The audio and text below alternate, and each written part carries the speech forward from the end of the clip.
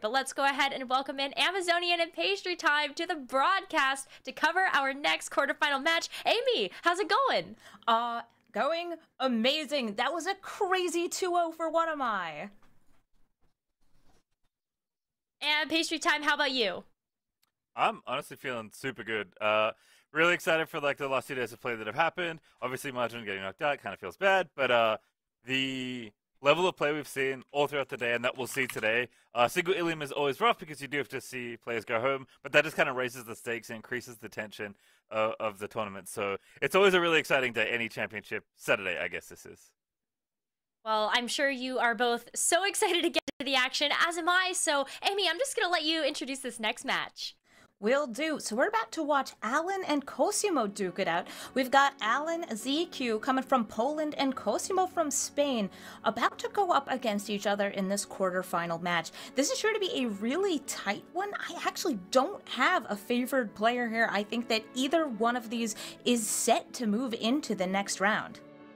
Yeah, so I have the advantage of having Mogwai and Panda around for the last few days, and I was actually chatting to them a little bit before this game started. And even though I think these are two great EU players, it is definitely a tragedy for Europe that these two players have to meet now rather than later in the tournament. Obviously, they'd preferably want to meet in the finals. I think Cosimo actually has a little bit of an edge here. He's playing very much stock standard meta decks. He's playing basically 3-ofs in every single list. He's an extremely thoughtful, patient, and crisp technical player. It's the kind of player I just love to watch actually playing in card games. But Alan is exceptionally good, maybe the best like individual talent in the region. So even though he's got the Shelfwork Spice lined up, he is extremely good as a pilot and a player. And I think on his best day, he is very challenging to beat for any player in the world. Absolutely. I've seen him stream hours and hours and hours of Runeterra, and very rarely do I see him misplay. And Cosimo, though, has some of the 3 best performing decks that we've seen all weekend. Did make to the top 8. And let's see who's going to progress forward. Of course, I'm a big fan of this Zoe Nami deck. I know it's been a bit of a menace in ladder, but wow, look at the way that it wrecks in the tournament.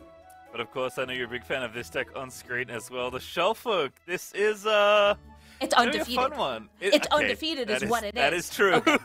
It's been banned twice, and it won the only game it wasn't banned, which means that we might actually see it get a ban here, just so there isn't this prank thievery going on. And if you haven't run into this deck before, it is a blast to play. Curious Shellfolk with Ezreal Vi. You use pranks with Curious Shellfolk, as well as a couple time tricks to get duplicates of spells in your hand and recast them for cheaper than usual. Yeah, it's not just like a sweet, fun deck. It's funny, we actually heard the dev interview earlier this morning, and they're like, oh, we designed Shellfolk and thought it'd be like a fun build around me that people would play, but like it would never make a serious event. And here it is in the top 8 of Worlds, maybe looking to push Alan another series forward. But obviously Alan, like even though he does reportedly overthink his lineup sometimes, he is in some ways his own worst enemy when it comes to his tournament preparation. He didn't bring this deck because he wanted to meme. He brought this deck because he thinks it's good. And we're going to find out just how good it is by the end of the day. But if it's getting bans, like it's kind of like 10 head in my brain to bring a deck that nobody wants to play against and just leave you with 2 incredibly good, consistent meta decks game after game. So maybe it's the long con for Alan. Maybe he just wants to go ahead and get the Shellfolk deck banned every time, but obviously comfy playing it if he does get it. And unfortunately, Amy, I have bad news for you. It is going to be banned this game. It is banned, yes, and Cosimo's Draven Scion deck is also banned, leaving the players with a Sivir Akshan Demacia, Caitlyn Draven Tribeam up against Zoe Nami Spells and the Bandle City Ping deck with GP and TF. Yeah, this kind of makes sense. Like Alan has like a really good spread of decks, right? Like Shellfolk can go pretty late, but is like kind of high-end mid-range. Sivir Akshan is obviously like very much classic mid-range, but can kind of smash your facing with rallies and just leveled up Sivir and Akshan's palaces popping off. And then Caitlyn Draven, this is, in the vein of the Ezreal decks, is, oh my goodness, Alan out we're of the hopping gates. right into the match. So it looks like we missed a first turn, a Fleet Feather Tracker into a Bright Steel Protector, giving Alan early damage, bringing Cosimo down to 15 already. We managed to see that swing right when it happened, but Cosimo with no early units in hand, no Zoe, no Nami, really just have to dig, not even a double trouble, to fill up this board with some 1-drops. Yeah, that was the note I had too. This looks really rough for Cosimo. Like, this deck passes a lot in order to level up its Nami as efficiently as possible. Do you typically pass on 1 and 2? Which obviously, if you're Alan playing this like deck that wants to get on the board early and smash your face in, is a super good thing. But we're gonna have to play something here. Looks like a removal spell. Line 'em up's gonna be the choice. Gonna line them up, knock them down. Makes Did see an sense. opportunity there. Actually, we might see a full pass here. Cosimo debating not using the line 'em up here Trying to to think its what- full potential. You No, you're don't right. need to use up this powder keg right away. It does stick around. It can be challenged in combat, but for right now, it's just a damage enhancer. Yeah, I think maybe he's trying to figure out what's pump spell he can play around. There isn't Ranger's Resolve in Alan's list, so it's just Sharp Sight, really, and Riposte, I guess, the one of, as ways to protect whatever unit you go for, and Shapestone, I guess, is the other one. Maybe that's what he's debating, actually. Do I want to play around Shapestone by trying to kill the 2-1, or am I just going for the, the maximum in air quotes and trying to kill this 3-2? I mean, this keg gets got in a lot of ways. Single combat can beat it. Obviously, all the pump spells that Alan have pretty much beat this as well. And it looks like Cosimo is going to play it around at least what he can. Now lets it go. And there goes the Fleet Feather Tracker. Not going to be challenging anything today. And now Cosimo passing the turn back to Alan. Now Alan has a large number of units that could come out here and is going for Sivir. He has the attack token, which means he wants to get this damage down quickly. Yeah, this feels great if you're Alan, right? Your opponent passed the first 2 turns. He's now going to have the gifts for probably a removal spell here. Don't think Sparklefly is getting it done with no help from Shelly or Sparkle. Oh, maybe I'm wrong. Cosimo looks like he is going to pull that out of the deck, of course, with Crescendum. Sparklefly is the only 2-drop in the deck, but Alan's like, yeah, not so fast. Smashes in for 8 first. This is a rough spot, though, for Cosimo. Already down to 7. Alright, so we're going for it, right? This is very much, I want to rip Nami, that's not Nami, so now Shelly has to get it done. Obviously, way harder to build up one unit with Shelly than it is with Nami, but Cosimo needs to live, and he needs to gain a lot of life in order to live here. So even though it's rough, there aren't a lot of spells you can cast. You're going to have to do the best you can with what you've got, which is this Sparklefly and the Shelly you have in hand. Sparklefly and Shelly, though, also don't leave a lot of options for the 2 spells being cast. Spell Thief currently does not have anything to steal. As far as I know, there's been that Sharp Sight sitting in hand but never cast. I believe that's correct. We can, Sherlock the first 2 turns with the units coming in. Yes, we did not see them, but I'm pretty sure it was just Fleet Feather Tracker straight into Bright Steel Protector.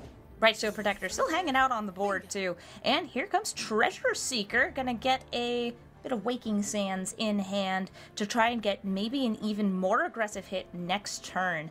Alan, of course, wants to close out this game before that Sparklefly grows. Yeah, it's actually mono units, which, thinking back to that line 'em up, knock 'em down that Cosimo had to play, it's actually really, extra clever for Alan to not play a pump spell there, because you turn on Spell Thief, which is a very cheap 1-mana burst spell that potentially gives your opponents other spells. So I don't know how intentional that was. I think letting your tracker go when your opponent's hand is clearly quite weak makes a lot of sense. But the Yeah, you knock-on don't need effect, to hold on to a 2-1 when your opponent doesn't have anything Right. to remove. Right, but it literally turns off Spell Thief. You can't even cast it for nothing. So that's a really heads-up play if Alan thought that far ahead here.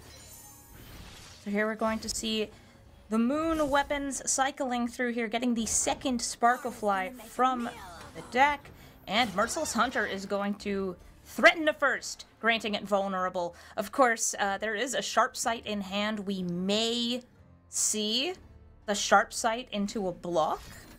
And in fact, we will. We are seeing Sivir with the Sharp Sight sitting in front of the non-vulnerable Zoe. Yeah, each player has a Sharp Sight as well, remember, because there is a Spell Thief in 3 mana available for Cosimo. So I like giving it to the biggest unit there. See if it can just get in the way, you can remove any potential problems. And we talked about Shelly, that was a board where Shelly could have been good, but unfortunately, I don't think Cosimo is going to get a chance to put it on the stack. No, and right now, even with an open attack, Alan is putting on the pressure, but there are Waking Sands in hand, and I believe that Sivir's about to level up. With both of these as 1/2s, yes, they have the lifesteal, but if there's quick attack granted across the board, the lifesteal does not go off. It's true. We'll see if the Sivir is going to level and kind of turn that all on. Also, obviously, dragging the lifesteal unit to the far right of the combat, making sure the healing happens last, and just applying a ton of pressure here to Cosimo. Like, this open attack's great. Alan knows what's up.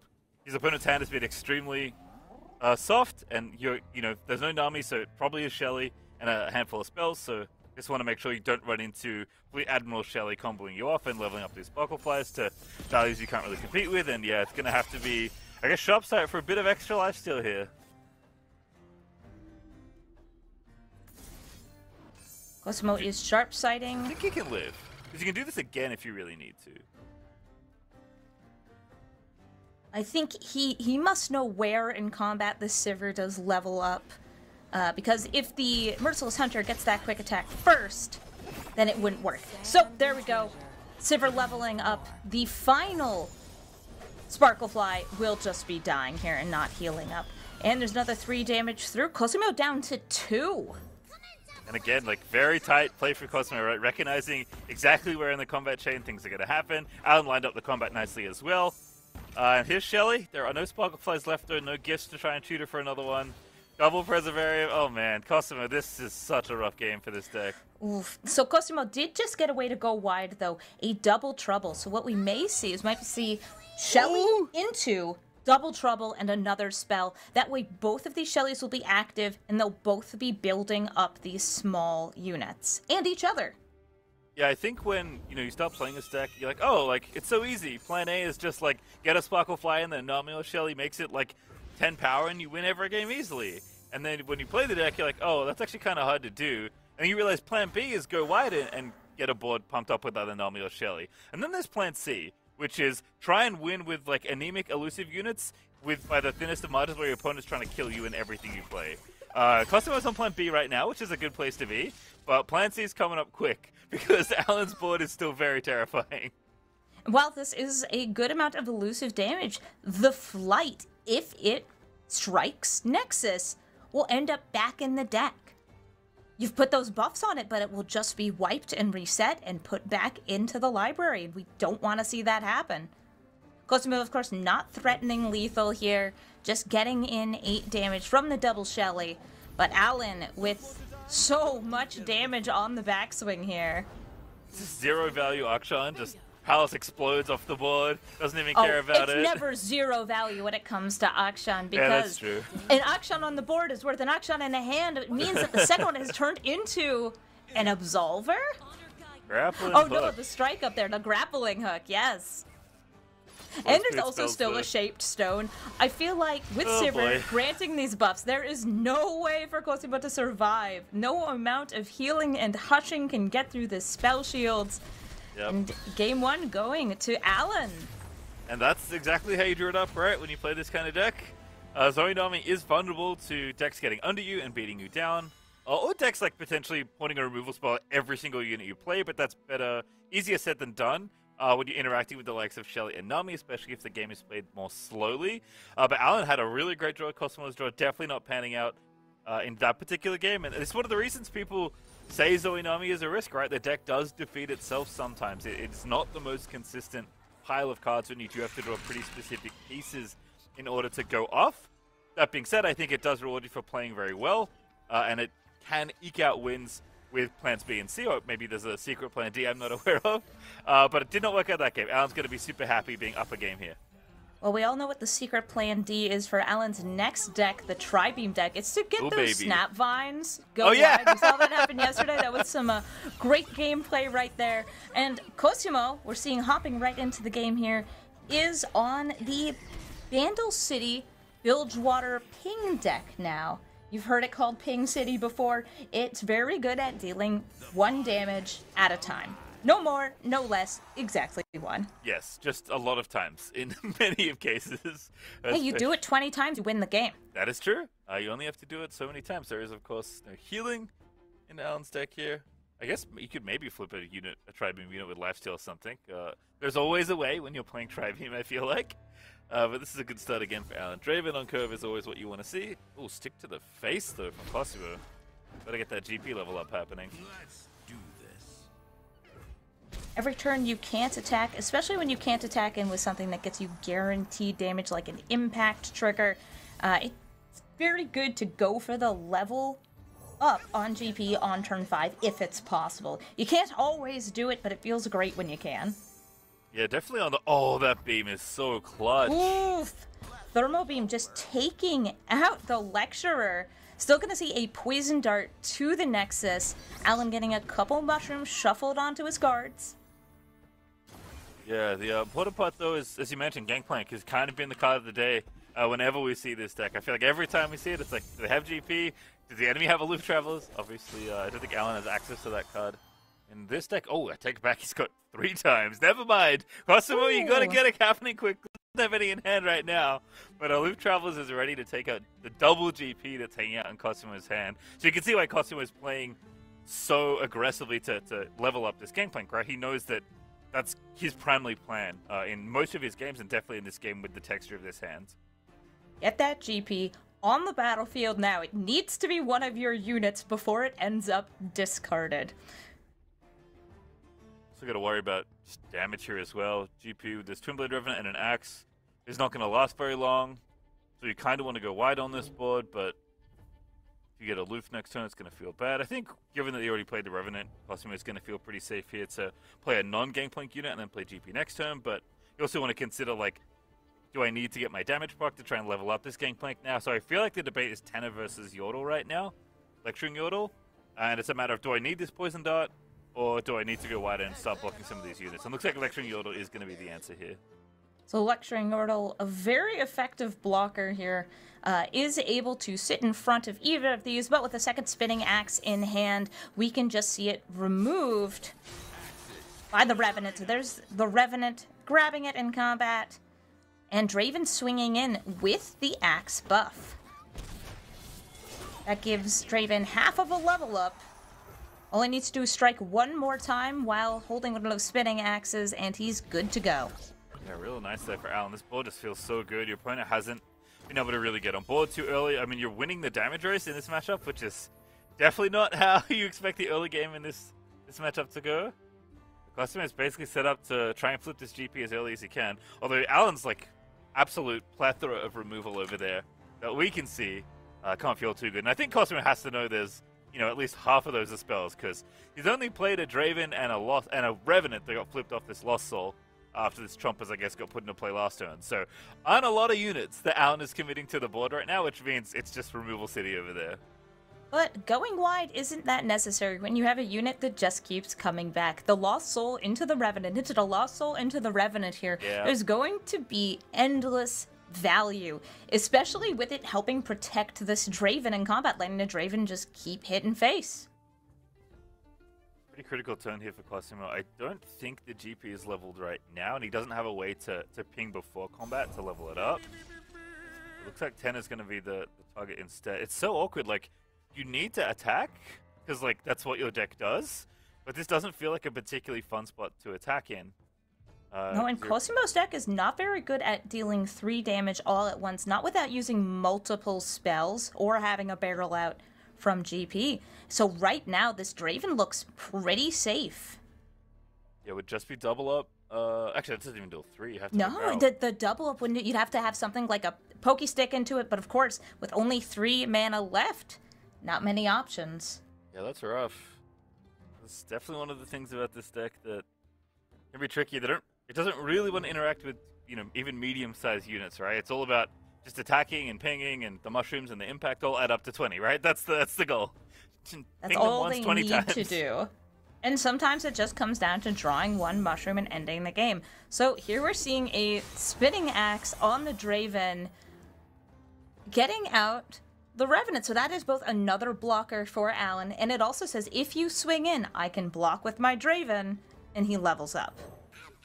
Yeah, I mean, I think you have to maybe just send it here, but it doesn't feel good. You have 3 impact units, but Draven's gonna level. This Two-Blade Revenant can trade again, then the Lossel goes back, and then another Axe, of course, is coming out, so then it just comes back into play. Like, this is tough. Like, this draw basically lined up perfectly. Cosimo couldn't get under the Twin-Blade Revenant early enough, and Draven Lossel / Twin-Blade Revenant as the engine that may come to define this World Championships is just keeping this board constantly pared down, and Cosimo, with 3 impact units, just passes it back. That's missing out on a plunder trigger and also burning that axe. I think the axe, though, did get value. It was the cause of the discard for this Revenant, and getting that onto the battlefield is pretty big here because it helps to dictate how this battle is going to play out. With Draven once again swinging in what it feels like a fairly uncontested spot. Yeah, it's a great open out of Alan. I mean, you only have a Sump Dredger, which isn't going to add too much to this board. You're basically able to play reactively because you're generating axes every combat. You have Lost Twin-Blade Revenant online permanently right now because your opponent can't remove this Draven, as you pointed out. And when your opponent plays anything you care about, you have, like, every possible way in this region combination to kill it. So it's going to have to be hidden pathways, but that double up looks a little too late here. That's an awkward battle here, too. So if GP comes out, we could see a follow-up with a double up, the barrel bringing it up to 3 damage and getting more face damage in. But that still is... It feels awkward. That's what it feels like. It feels like a kind of maneuver that you don't necessarily want to do. You don't want to use your GP just to enable your removal, but I don't think that it's the worst move. I think that taking out this Draven before it levels up is huge, and I think that also, on top of that, stopping this Draven from hitting you for 3 every single turn needs to happen. Cosimo's down to 10 Nexus health. Yeah, so I think the thing here is that GP must not be leveled. Because I think if it was, the players just play the GP, make a keg, untap, let another keg happen, and then get in there and hope and deal 3 to everything, right? And then you've actually dealt 3 damage, and you've dealt with the board, which is extremely hard for this deck to do otherwise. But Cosimo, I think, is probably 1 away, trying to figure out a way to level it up. Oh, we're going for the double keg? Maybe we might see the double keg into next turn, make it rain. Well, I like that, actually. Twin-Blade Revenant, though, back down, but that is a nice setup. This is the one Make It Rain Cosimo has, so he's going to have to make it count here. I'm a big fan of Make It Rain in almost every matchup. I feel like it's a 3 of for very many decks. So actually passing here, banking the mana, and now Cosimo left with a tough decision.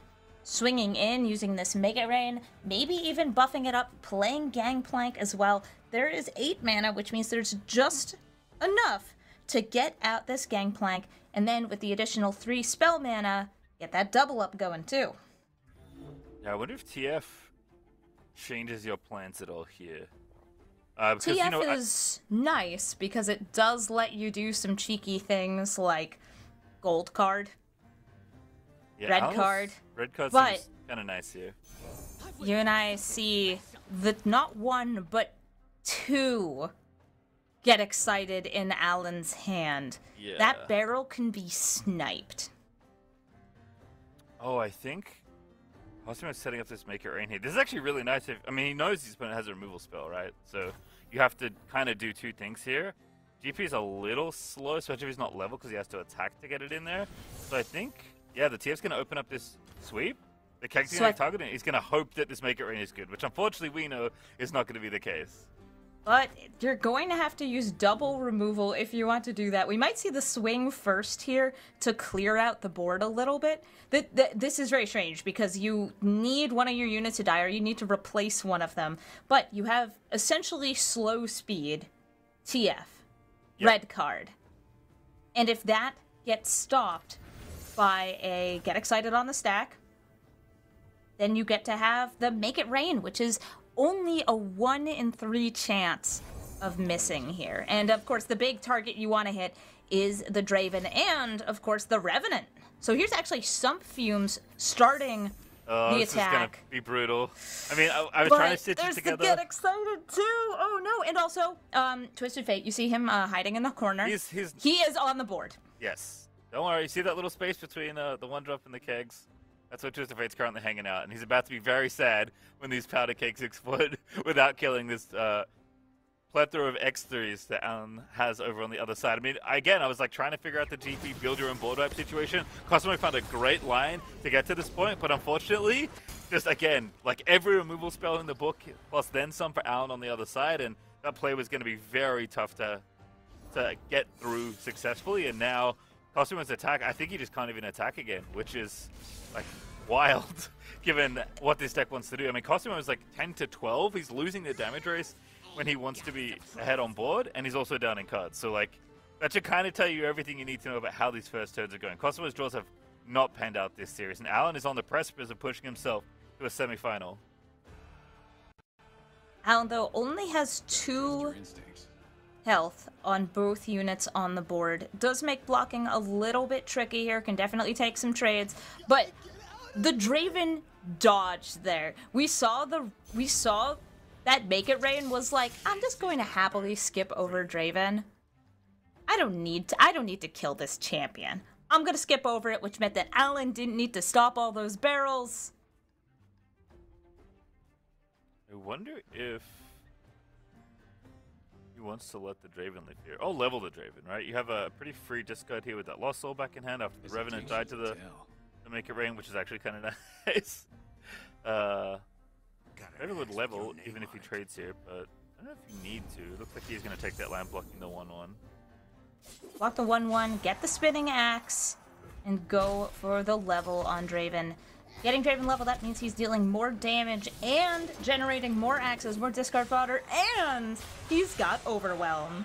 And I feel like, to me, what this really signals is that, you know, even more Twin Blade Revenants, because that's all this axe has done all game, which is, you know, the whole engine of the deck. Oh, Flock here as well after the Sentry Stun, and again, like, Cosimo's board is every single turn, he's just battling this massive Draven and this Twin Blade Revenant. He's losing a unit every turn, he's losing health every turn, his opponent's getting access and just holding onto all their removal spells. Like, he hasn't needed to play most of the spells in his hand, because Twin Blade Revenant has just been a removal store every single time Alan has the attack token. Blade Squire, yes, it's a blocker, but it's not much else. Yeah. It's time for Alan to get a very nice swing in. And finally, a Tri-Beam and Propagator did show up in hand for Alan. And, oh, we also see the Academic here, able to get even more spells from the deck. Alan's also at 5. So that last attack did actually have, like, a purpose, despite how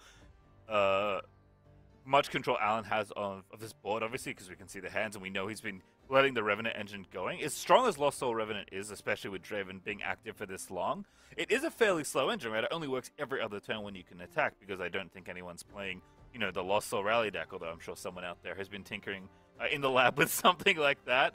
Cosimo doesn't need to do that much more. He has this double up in hand. That is a massive amount of damage. That is 4 if it can connect here.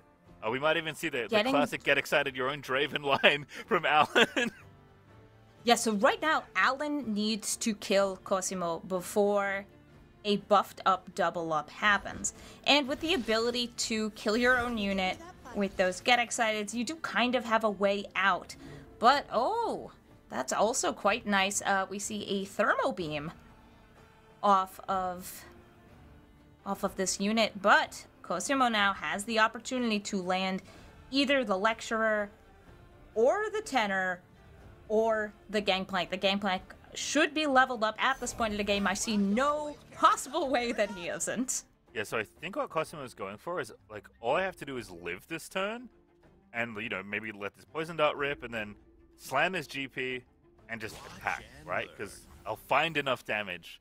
And if Alan taps low to try and deal with the board, then double up can finally deal the last few points. Because Cosimo can't run this double up into all this unopened mana, right? That's just, you're asking to get killed. And that's what will happen. This Yordle's going to get the way of Draven here. So I think you have to block right. You can't really afford to take damage. I think TF living is nice. This is a decent, annoying threat with quick attack when you're attacking. And maybe if the game goes super late, it can level. Although I think with all the removal, that's pretty unlikely. But Cosimo sees like enough turns ahead where he knows he doesn't have to deal that much more damage, and I think he's got it all mapped out. So I'm very curious to see how he handles this Gangplank clip, especially because he kind of needs to dodge the removal, and this Thermo versus Gangplank tension is going to be really interesting to watch unfold this turn, especially because the Thermo Beam is fleeting. getting the poison dart on face, bringing Alan into lethal range off of just double up. But of course, Alan's still passing, holding up enough for the get excited on his own units. Yeah, it's kind of baiting the GP as well, but Cosimo also has double GP, so I don't think he even minds that much if this one dies. Gonna make it cake. GP is definitely leveled at this point. So this is a huge threat, right? It's not just the like, oh, like my board's gonna go away. It's like your face is gonna go away. Your face is gonna go away because Cosimo turns around and attacks here. Yeah. There's not enough to stop everything. There's going to be probably the thermo beam used as removal, because otherwise the overwhelm on its own is lethal. Yeah, there it is. There's the fleeting thermo beam.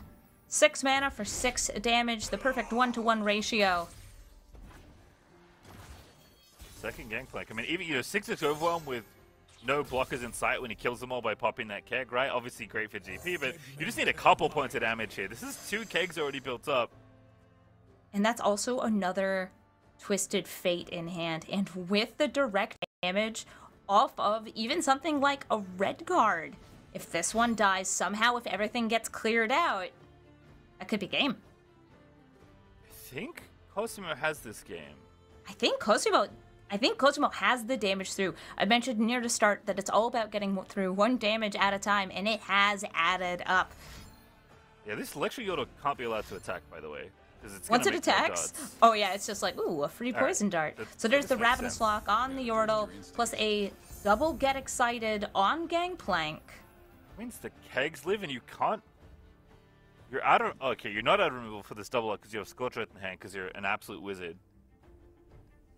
I wonder if Cosmo is going to commit the double up. He doesn't have to. He has... This TF's still doing some damage. These kegs can hang around for a little bit.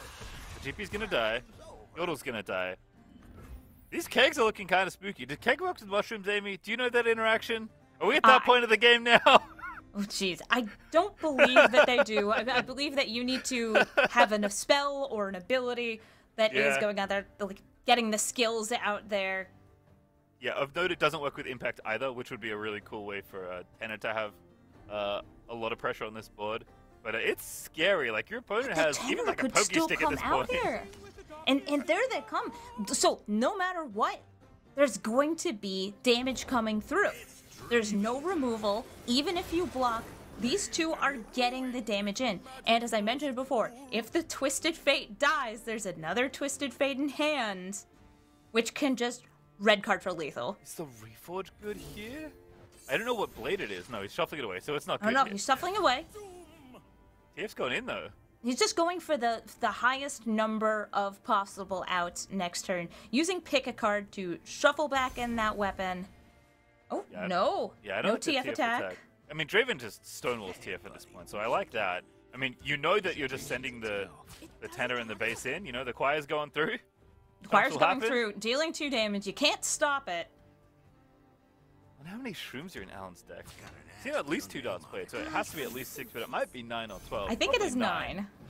Yeah, 9's like the average, I feel like, for this deck, but 2 points left, no healing. Still 2 kegs, and the double up in hand, by the way. Cosimo's played so patiently to keep this last little bit of damage on. And Alan just sitting there with so many axes in hand, but Pokestick, fleeting Pokestick, that's lethal. No mushrooms, so... Every piece of removal in Alan's hand is conditional or it's slow. And it's just not going to work against this Pokestick. We may even see something like the double up and the Pokestick saying, like, you better sub both. And this is the thing, right? You look at Piltover and you assume Mystic Shot. This deck doesn't have Mystic Shots in it. It's Sump Fumes, which we've seen 1 of already. It's the Get Excited, which we've already seen 2 of already. Yeah, you're right. Everything else is a Flock, a Thermo Beam, a Scorched Earth, or Tri-Beam, right? Slow or conditional. And Alan sees almost all of the cards, or Cosimo sees almost all the cards in Alan's hand. It was the spinning axis. Yeah, I mean, he sees every angle. Cosimo, even without stuff being revealed, he knows what's up. He has played so patiently, and I think that's it. We're going to see Scorched Earth here, killing the Draven. Oh, no. But leaving you open to the evil menace of a Yordle with a stick. Imagine having a Yordle come up to you and just poke you to death. That is how Alan is gonna go down in the second game. Cosimo with the win, and now they're gonna move into game 3. They're onto their final decks. We're going to be seeing Alan on the same list and Cosimo on his final deck. Super impressive out of Cosimo there. That draw looked horrible on my screen. Alan had the Draven Lost Soul engine going at turn 4, right? Basically, he played Draven turn 3, Revenant turn 4, and Cosimo was behind by 6 life for most of that game, but you said it, Amy. This deck just deals 20 damage. Sorry, deals 1 damage 20 times. And Cosimo figured that out. But Cosimo is now going to have to go back to the Zoe Nami list. And last time, the first game of the series, it betrayed him. He did not get a Zoe, a Nami. He had to wait until like turn 5 to get a Shelly. It was rough. There were no units, no double troubles. Cosimo struggling in that first match and going for a hard mulligan here and getting double burble fish. Oh, but they're drawing a double trouble. Not bad to start the game. That's how you know he's a good player. You know, mulligans a double trouble, picks one up and right on gets time. Zoe. Oh, always had it. Zoe, when you have the attack token, is a very common play I've noticed. I don't think there's like little extra RNG in the game, but it does seem like whenever you get the attack token, you instantly rip Zoe off the top of the deck. Me? Miss? Not by a long shot. So getting down the turn 3, Caitlyn going to start booby trapping the deck, and Caitlyn's flash bombs are quite good at removing the small elusive units, things that are got off of Wardens, Double Trouble, and of course Sparkle Flies, just kind of with randomness. But once they start getting buffed, they're out of that range, and it's much more about things like Scorched Earth. Yeah, early on though, Caitlyn is a great bit of pressure here. Like even this attack, you obviously can't block. It's a 3/3 quick attack, but if you just randomly get flash bombed, it feels so bad to have your Zoe just annihilated by a random trap that Caitlyn put in your deck. So, Caitlyn, why do you gotta be like this? You ever just like walk into brush and you're just like, oof, I just gotta TP back, and then boom, trap. There goes your last 100 life and you're dead. Yeah. Last Vector obviously wants to bank spell mana. Cosimo set up here with this double trouble next turn. See how close Nami or Shelly is to the top of the deck. But Zoe's days feel numbered here. I'm just feeling it. I'm feeling the flash bomb. Oh, two X1s. I guess maybe you're trying to protect the Zoe. I think Cosimo's trying to maximize the banked mana. Trying to say, if I get my Nami, I want her leveled up, maybe not on turn 4, it might be a little too late for that, but turn 5, good enough. Then I could start getting these buffs immediately. Oh, actually, adding more to the board too. That's gonna eat a Thermo. Sparklefly is kill on sight for Alan, it looks like. Can't blame him. Flash bomb? Any flash bombs in chat? Oh. Oh, there's one, and it hit the Zoe! Right as another Zoe was drawn, I should say. But it did, just as you said, just kind of snipe that Zoe. Also, his face kind of says it all there, the player can. I mean, of course Zoe comes off the top when that happens, because Zoe always arrives on time. She is quite a powerful wizard, it appears. Well, she is a spirit, and she's a quite strong one at that. So we're going to see Get Excited here on the Zoe. She's not going to get to invoke. No super cool start charts for her. And Cosimo passing back, banking the 3 spell mana. Oh, that's a good and draw. drawing Shelly. I was going to say Cosimo needs a good draw here, because he's kind of set up to, you know, play this double trouble and then try and level up that board. Revenant, of course, is going to control a lot of it. Alan's plan in this matchup, I assume, has to be to just kill every little unit your opponent plays. That's typically the plan in these kind of matchups where your opponent's trying to, like, build up a board and buff it all up. If you just kill everything at its easiest point when the toughness is the lowest, your game is made a lot easier here. But those are 2 pretty good hits if you're trying to go wide on a Shelly board. And the Astute Academic, I'm a big fan of both of those here. There's a lot of card draw and a lot of card generation for this deck. But what they aren't is elusive. They're also not life-stealing.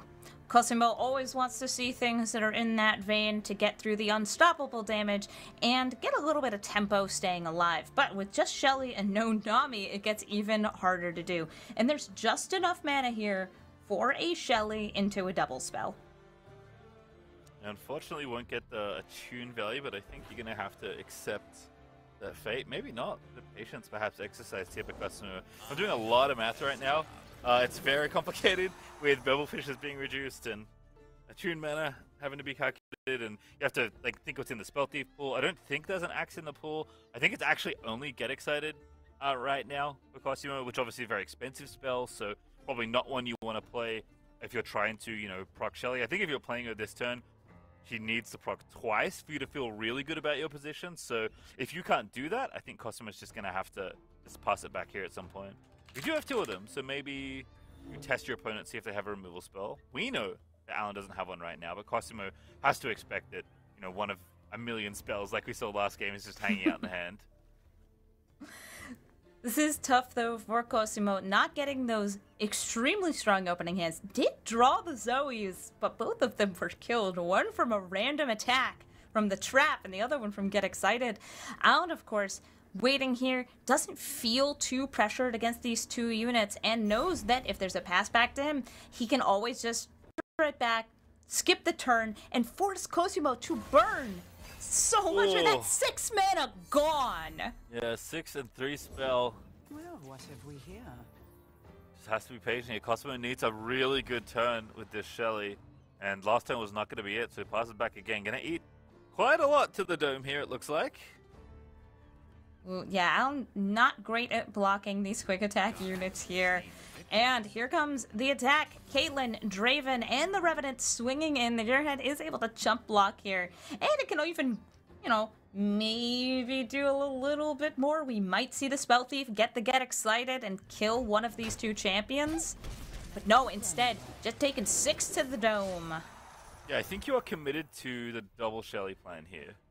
And you want to save all your spells to try and proc them. Unfortunately, you don't have the best units to buff up.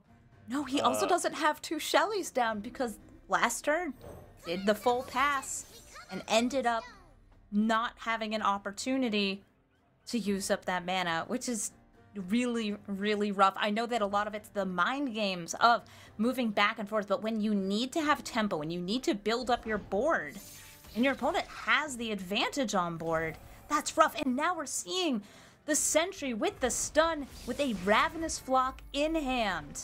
Yeah, this is a really efficient way for Alan to deal with this unit, but I think this is why Cosimo played this way, right? He wasn't going to get enough Shelly procs last turn to make it worthwhile, and I think he's just saying, you know what, I need to rip something here. I have these 2 Shellys. I'm expecting one of them to get removed, but I think the other one will live, and that is quite a good draw. Although Flash Bomb is going to kill the 1/1, unfortunately. These Flash Bombs have shown up bright and early, taking out all these 1 health units, really doing what they need to be doing. And here comes the first of 3 Sparkle Flies. Oh, the Archivist is so but good. I don't think it's going to live very long. Oof, these 3 hits are so good. Especially that Get Excited. With extra axes in hand, Alan has the option of using those as discard fodder for the Get Excited or the Poro Cannon. I'm trying to see right here. He actually does have, if he wants to be really cheeky, just enough mana to take the Tri-Beam, play the Sentry, and then use it to kill the Sparkle Fly. Yeah. It's not a good line, but it's the funny line. It is a funny line. I mean, Alan has also been quite cognizant of Spell Thief, it feels like, throughout this series, which is actually a really, like, it's a really little thing, but a very good thing when you're playing against this deck that I think most players would not have in mind. I think Alan's obviously very well practiced in this matchup. He's going to take the Get Excited as you expected. Obviously with Pale in hand, Alan expects a fight for this Sparkle Fly, but plan A, I think, against Nami's always to literally just kill every unit they play. Oh, Cosimo Paling now, because he needs more spells, also wants the tune value here. This is going to be a really interesting turn. Sparkle Fly, slightly thicker, a little bit of a big bug. Gonna heal up an entire 2 life if it gets to attack in. I don't think it's gonna be living very long, though. I think Alan has to kill this now. Oh, now it's too late. Never mind. It was Cosimo's priority. But now you can save the Sparkle Fly because you have 2 spells to play. And Bevel Fisher costs 1, but that's unfortunately not 0, and you're going to be out of mana.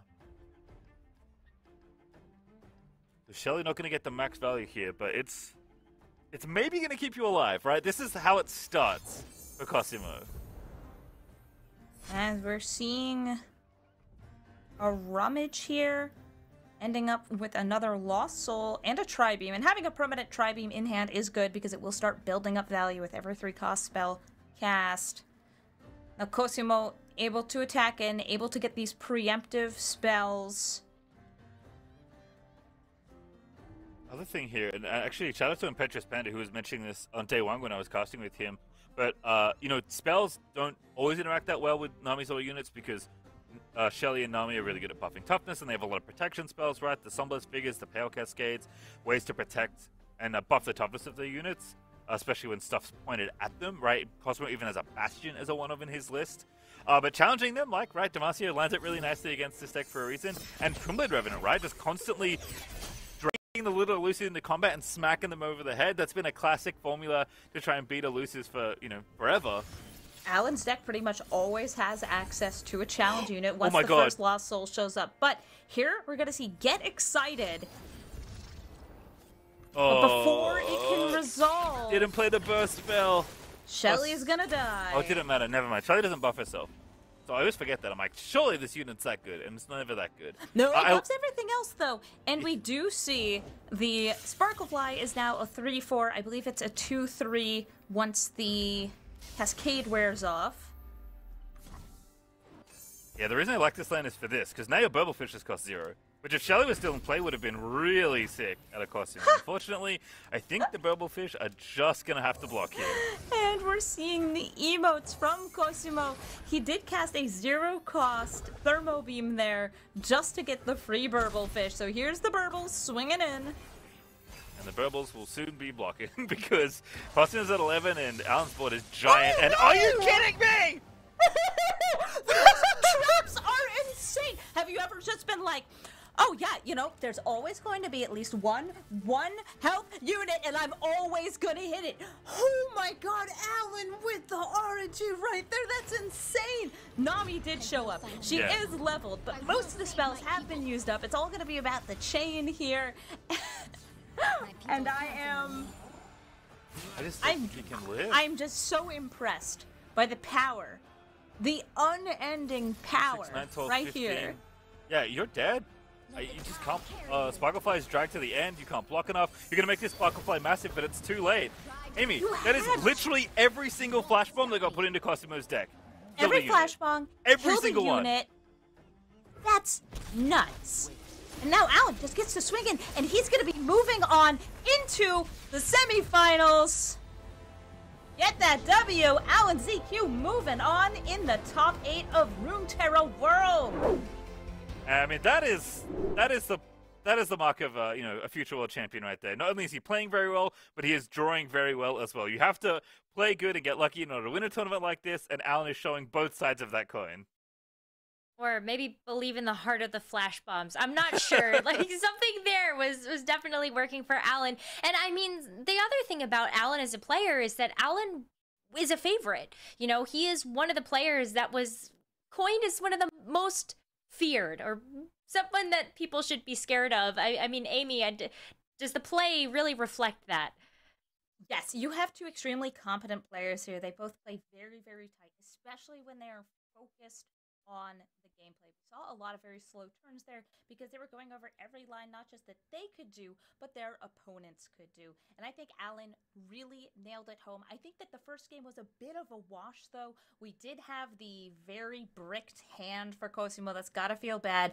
The Nami really just showing up at the end of the game in Game 3 as well. But that's the weakness of the Zoe Nami deck. Yeah, it's definitely heartbreaking for EU to have these two players play here, and super impressed by Cosimo to win the second game and even give us a third. But he did not draw particularly well, even though his play certainly was basically flawless, I feel like, throughout this tournament. But unfortunately, Alan is also an exceptionally good player. He does set up the potential All-Poland finals, which I know Europe is very excited about. So it was always going to be tough here with someone having to lose, but Alan a worthy winner, especially when he's drawing like that. We're sending a lot of great players home today. Let's go ahead and pull up the bracket, though, because we're also sending some great players forward. Alan now taking a 2-1 over Cosimo means that they will be facing off against What Am I in one of the semifinals. That is surely a match that people can be excited for. The NA versus EU Dream alive for that storyline. But I can't believe that we also have 2 more quarterfinal matches to go. So we're going to go to a short break, and when we come back, more quarterfinals.